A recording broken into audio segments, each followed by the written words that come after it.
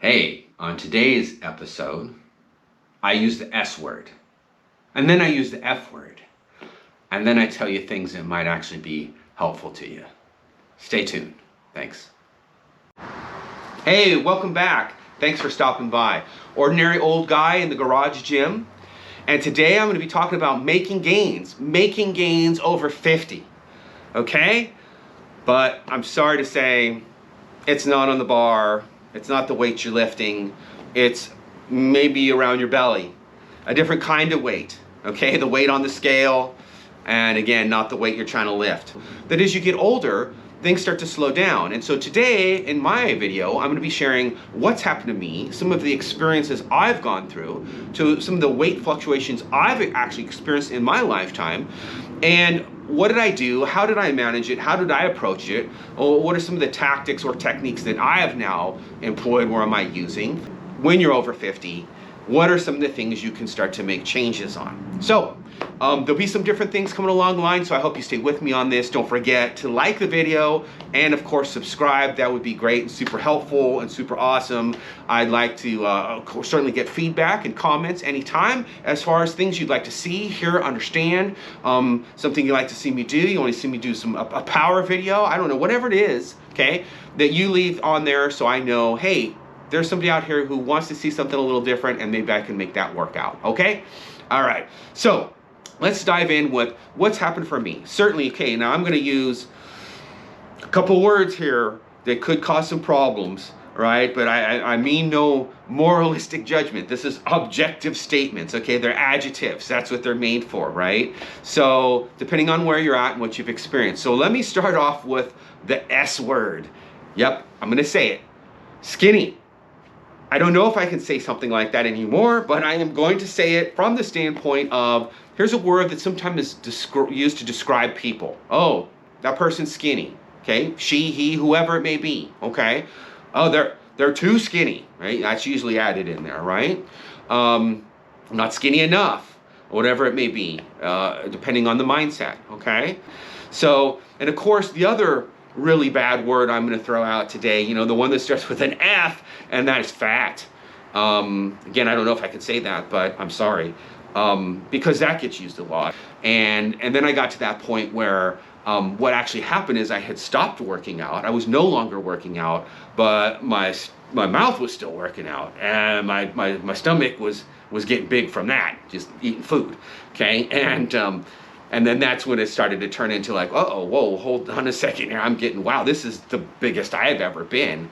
And I need to make some changes, right? And so at that stage in my life, it wasn't that I went back into some kind of heavy workout routine and started doing a bunch of exercise. It just actually turned into more of a dietary aspect of no more going out and eating who knows how many insane, crazy amount of calories that I had been consuming, right down to something to what at that point I understood as 2,500 for me. Okay, so let's jump into a little bit of a thing here where you can explore yourself. Now, I didn't know for the longest time that your caloric intake isn't some sort of set in stone piece in your lifetime. I had somehow adopted the thought of like, this is the 2,500 is the number I need to be at, and as a base, and that actually maybe is not the case. That it actually turns out that I guess you can search, you can go online, check this out for yourself and see what your caloric intake is, not just based on what I'm speaking to now, age, but also gender, right? So it can be, well, if you're a female and you're at this age, you're a male at this age, here's what is a suggested sort of caloric intake. And that caloric intake shifts from when we're young to as we progress, and then it starts to change again. And that now actually, where I'm at, the daily caloric intake would be a lower number. So clearly, if I'm still living the life of 2,500 as a base, and I'm surely eating more than that, right? And that as I age and progress, and of course, certainly other factors, not getting as much exercise, having more stress, all these different items compound, and that calorie intake is still high, then clearly the gains start coming, right? Bring on the gains. So there's something you can look at. Go ahead and check that out for yourself, okay? And see what you find. And if there's something that's not right, hey, educate me, leave me a comment, tell me about it, okay? So that's one of the things I changed. I now shoot for a different sort of caloric intake, and I'm much more in tune with, okay, how much exercise am I actually doing? Another piece I want to add is the type of exercise. Are you doing something? Okay, I exercised. I could say today I already exercised, okay? And I lifted some weights, okay? But I can honestly come in here and I can exercise, I can lift some weights. Am I fatigued? Am I tired? Is my heart rate up? Am I sweating? Are any of those things happening? Because I can come in here and work out and take it easy. But I worked out, I exercised, right? Or am I really getting things going? Am I keeping a shorter rest period? Am I getting my heart rate up? And that's just with weights, right? Because if you're doing anything along the lines of cardiovascular workout or exercise, if you're getting on a treadmill, whatever it may be, a bicycle, okay? That's another aspect, again, right? Which, and again, I'm not going to get into a huge piece of the difference between sort of an aerobic exercise and how that impacts your calories and or weight training, right? There's a lot of people out there who can talk about that all day long. They can give you all kinds of information and data as to protein calorie takes more thermal energy and it's a 3-to-1 ratio as it burning to a carbohydrate and okay, all kinds of things, right? To sit there and say, well, I guess if I take in this, it's better than that. Part of this is, again, like, yeah, you know what, maybe it is time to start to look at those things. Maybe it is time to take what you maybe thought you knew, or maybe what you know now, and maybe make sure that you're up to date with what some of the most recent research and data suggest around this, okay? So that's one step right there that you can yourself can kind of jump into, whether or not you already feel frustrated, or say, you know, I've gone down that road and it doesn't matter, and I'm getting older and there's nothing I can do. No, there's things you can do. You can always just keep trying, if nothing else, okay?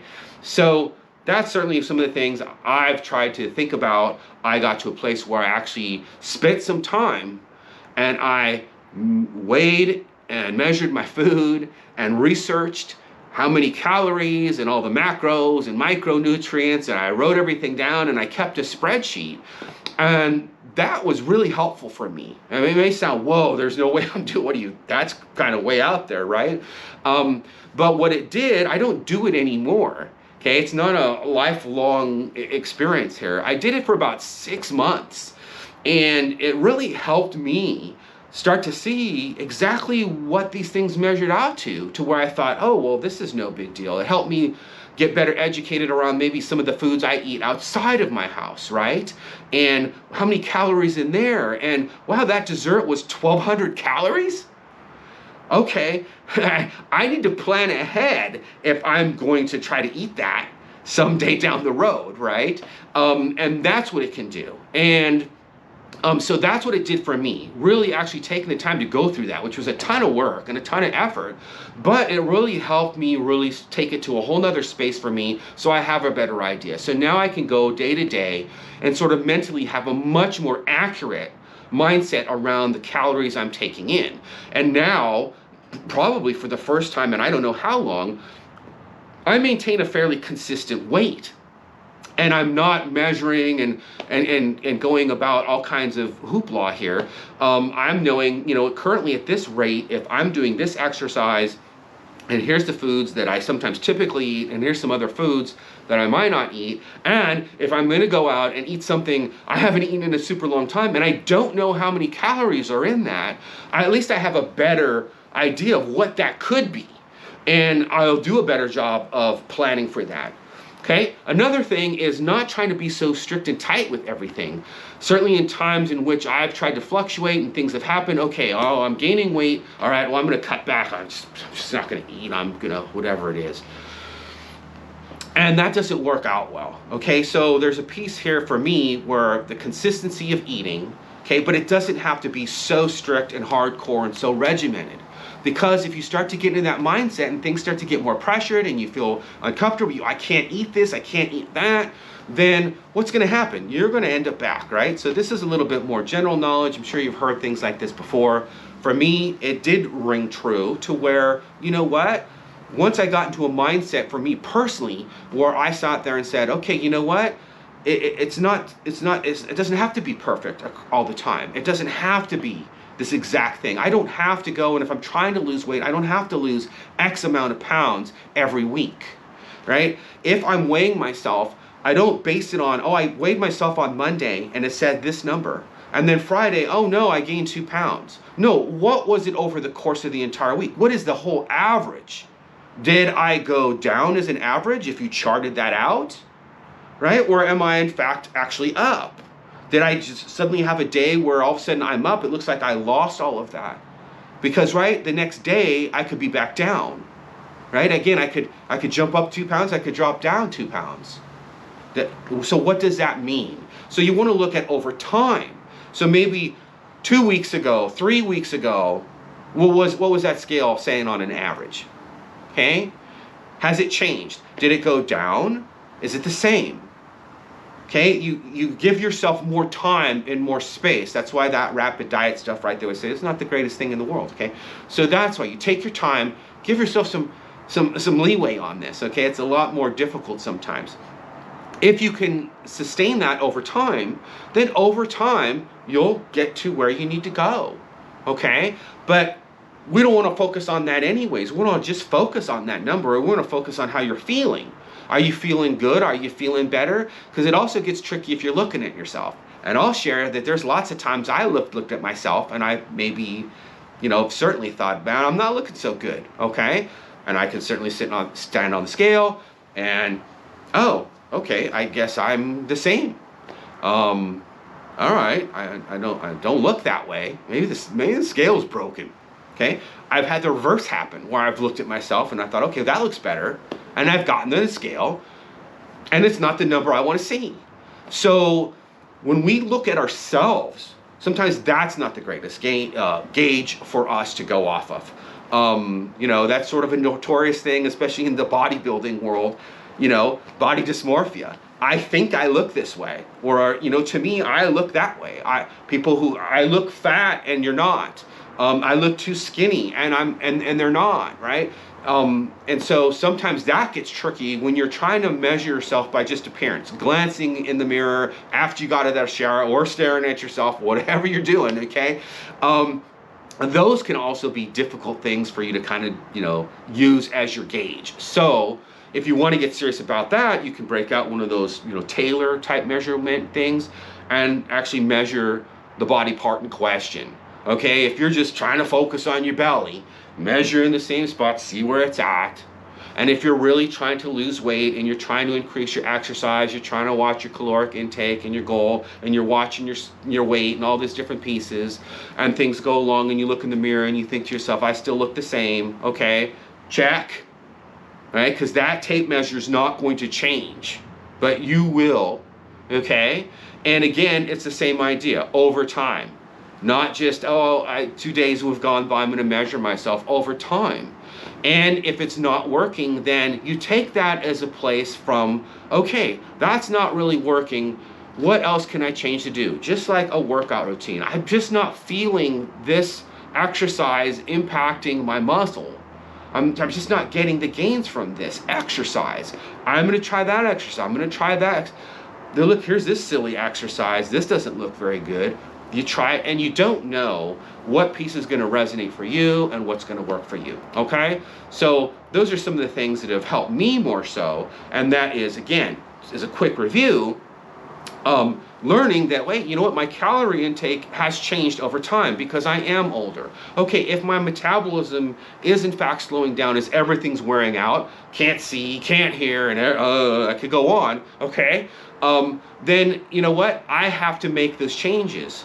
I can't expect that, like, well, you know what, if I eat well for a couple days and I exercise more, I'm going to be back to where I was. That may not happen anymore. Okay, I'm going to have to be a little bit more mindful every day. The other piece, don't be so rigid and have high expectations that are so high you can't achieve them realistically. Okay, challenge yourself, definitely, but be realistic.